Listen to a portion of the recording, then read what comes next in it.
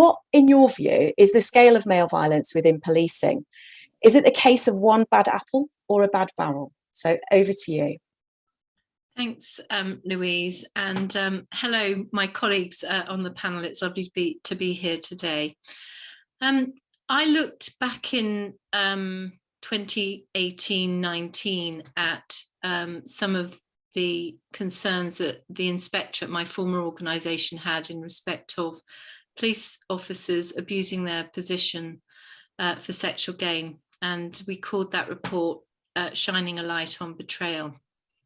And what was very evident to us at that point, and bearing in mind this is 2 years ago and that hasn't been refreshed since, is while the incidents are infrequent and seldom, there's not, sadly, a position to be particularly reassuring in saying that it is only one bad apple. When we looked at the scale of referrals, for example, into the independent office of police complaints, as to the number of referrals they were receiving, there were numbers going into the hundreds of concerns that had been identified through police officers standing up and stepping forward and identifying concerns about their colleagues, but also counter-corruption units within the public protection units really having in place strong measures to guard against those who have an inclination to prey entering into policing inappropriately. And we identified that in that report, there were a number of steps and measures that the police still needed to take in order to root out that type of corruption. And some of those measures, I think, have been taken forward and embraced very enthusiastically by the police. I think there's improvements now being seen on vetting, which is just the first line of defence. But I think we also identified this whole sense that there needs to be that culture of encouraging people not to be bystanders, but to be upstanders, to step forward and not to accept seemingly inappropriate behaviour in workplaces. And I think that that's probably the area where the police are now focusing the most, to make sure that that culture of no tolerance of these types of behaviours or signal behaviours that may hint at underlying proclivities of individuals, there's no place for that in policing, and that there's very clear measures for staff who have concerns about that individual who may just not seem quite right, that they can step forward. And then there's sufficient capacity and capability within the counter-corruption units to be able to take the steps to identify whether or not that person is a real concern. I think it's a journey that the police is moving forward on, and I think it's a journey that they're certainly heading in the right direction on. But your question is, can we guarantee at this moment in time whether or not it could happen again, or whether we can be certain that it wasn't just one bad apple? I think no, not at this stage, but it's something that the police are embracing. Okay, thank you, Zoe. And we'll come back to some of those critical issues later on in the discussion. Louisa, can I hand over to you now and get your views on this, please? Thank you.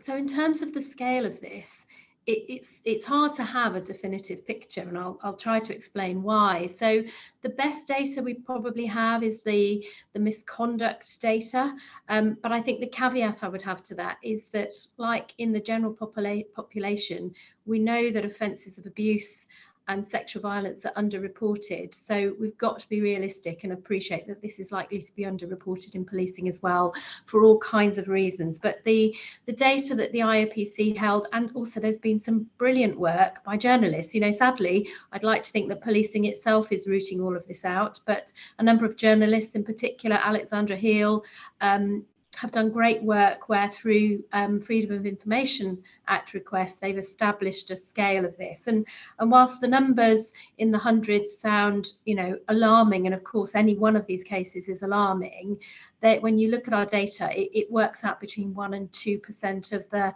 workforce. So 132,000 officers nationally, and probably a third as many again staff. So the data suggests small numbers.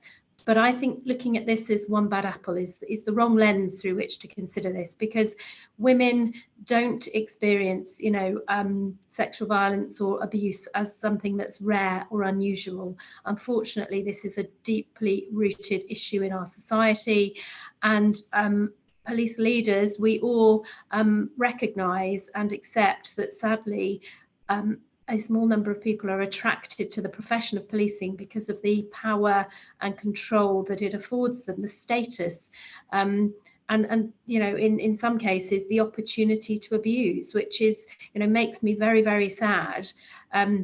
Zoe mentioned our first line of defence being vetting. It is, but of course we can't be complacent and consider that is the answer and the protection, because we all can talk of examples where people have passed vetting but have then gone on to abuse in all kinds of professions. It's only a snapshot in time, and of course it's dependent on people coming forward and reporting concerns, us having information or intelligence, and vetting itself is heavily reliant on previous criminal convictions. And I think we're all well versed in sadly our challenges around securing criminal convictions for this kind of conduct and behaviour. Having said all that, I also think it's unhelpful to have a sweeping assessment. If it's not one bad apple, the other extreme is, that everyone in policing is bad. And I think that's also equally unhelpful, because the way, or one of the ways we must address this, is through the majority of our workforce who are outraged, horrified and saddened by this, taking them with us in tackling this and encouraging people to be upstanders and to challenge poor behaviour. So I suppose in answer to your question around the scale, it's at least a small percentage of our workforce, but the likelihood is that that's underreported, and then we must do much, much more to identify it and root it out. And it's unhelpful for us to describe it as a rare occurrence or an exceptional case, because whilst we've heard of horrific examples, those don't happen every day, but women experience abuse across society every day, and we must be alive to that and recognise it in policing and do everything we can, because of the power we have, the ability to take people's liberty. People should expect more of us, and we should be exemplars in this space. Excellent. Thank you, Louisa. Jane, can I come to you next, please? Yeah, I'd like to say I agree with a lot of what Louisa has just said. The bad apple argument isn't really particularly helpful, and it's an argument that we have in the context of policing, but it's an argument that we also have in the context of wider society, that violence against women and girls is committed by a few bad apples. We know that isn't the case. Even people who deny that violence against women and girls is a problem of the scale that it actually is, will still talk about things like safety advice to women when they're going out alone, and victim blaming, and in even having those conversations, even deniers are admitting that this is a widespread problem, and we can't identify always who the abusers are. But to put it in a little soundbite, if you like, a bad apple can infect other apples, we know, and a bad apple will thrive in a bad barrel. So I think that what we should do maybe is look at the real scale of the issue, which has been raised.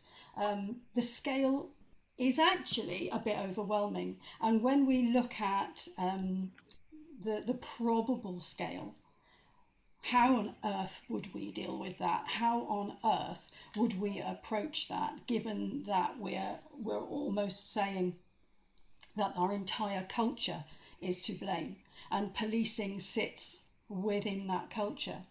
And another thing, talking about scale, police officers are going to be, as Louisa rightly said, you're going to have some abusers and misogynists there, but you're also going to have a lot of victims, and that the research has suggested that in fact the number of abusers in policing is probably higher than the societal average. And the societal average is quite high, depending on where you look on the spectrum. If we're only going to talk about homicide, that's obviously going to be smaller, but we know that this is a spectrum of problems. And I think when thinking about the scale,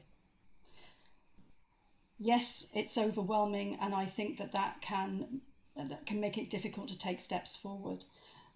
But even then, we know that we are under-recording a lot of very serious crime. Even my work is in homicide, and part of the work that I'm doing is looking at sudden unexpected deaths that are not recorded or identified as suspicious, and so are not being investigated. And some of the findings from that piece of research, which isn't published yet, are that we have preconceived ideas about some of the victims, and that is impacting on the decisions that are made. And as I'm looking at mainly the deaths of women and vulnerable people, those decisions are sometimes influenced by misogyny and misogynistic culture.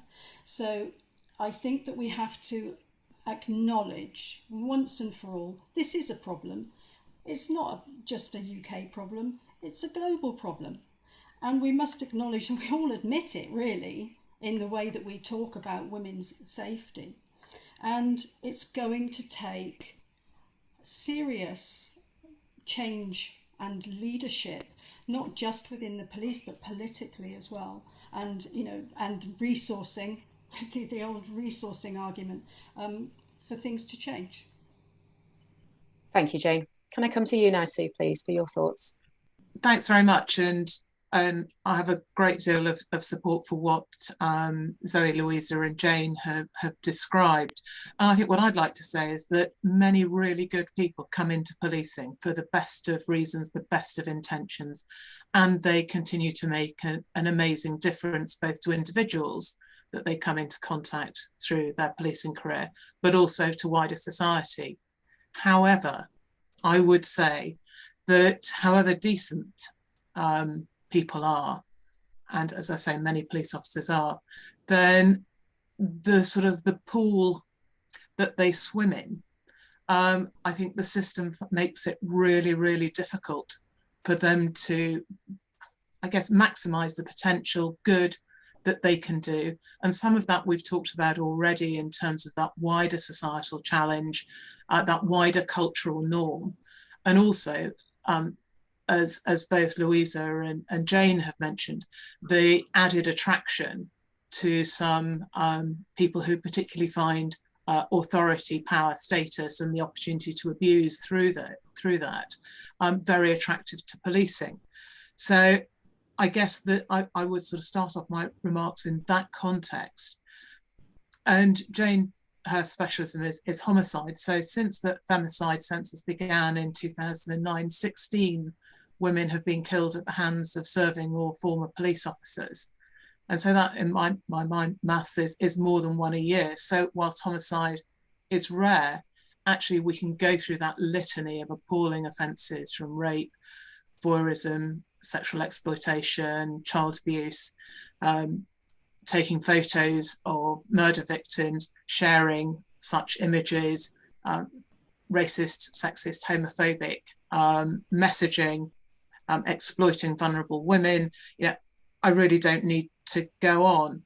But also, so there are those who see either the opportunity or are perhaps more manifestly predatory as opposed to more opportunistic in terms of but I think it's the normalization, and particularly, and I don't know whether it is particularly, my policing career, half of it was as a chief officer. So what do I really know? It's a bit like the Queen always thinks everyone smells of fresh paint, because whenever you go out on patrol, everyone mostly is on best behaviour and things like that, and how real do you get a sense, how realistic a sense of the culture are you actually able to get? So I think there is something about that normalisation. And also what we've seen in a number of high profile cases, and indeed I saw through some of my policing career, is the power of normalisation. So actually things aren't noticed, things aren't reported. Blind eyes are turned if something is seen. And if someone has the courage to stand up, on some occasions, we know there's really good support for individuals, but actually I've been inundated, particularly over the last year, with particularly women, but not exclusively, both members of the public and police officers coming forward to tell me about their experiences at the hands, the abuse they have experienced at the hands of police officers, serving police officers exclusively. And that when they've tried to complain, when they've tried to report it, they have been diminished, ignored, marginalised, or indeed in turn investigated or prosecuted. So there is something about how that culture responds to that threat and that challenge of calling this sort of behaviour out, which frequently is criminal and frequently very seriously criminal. So I think that's an additional challenge of how the culture actually manifests and how it diminishes and hides the scale of the problem. So actually how we determine it, I think, is really, really hard. Probably the best proxy is the one that Jane used, is that police officers and indeed the victims in policing are likely to be greater than that outside of policing. And that feels a fairly horrendous prospect, but I think that my sense is that is the reality.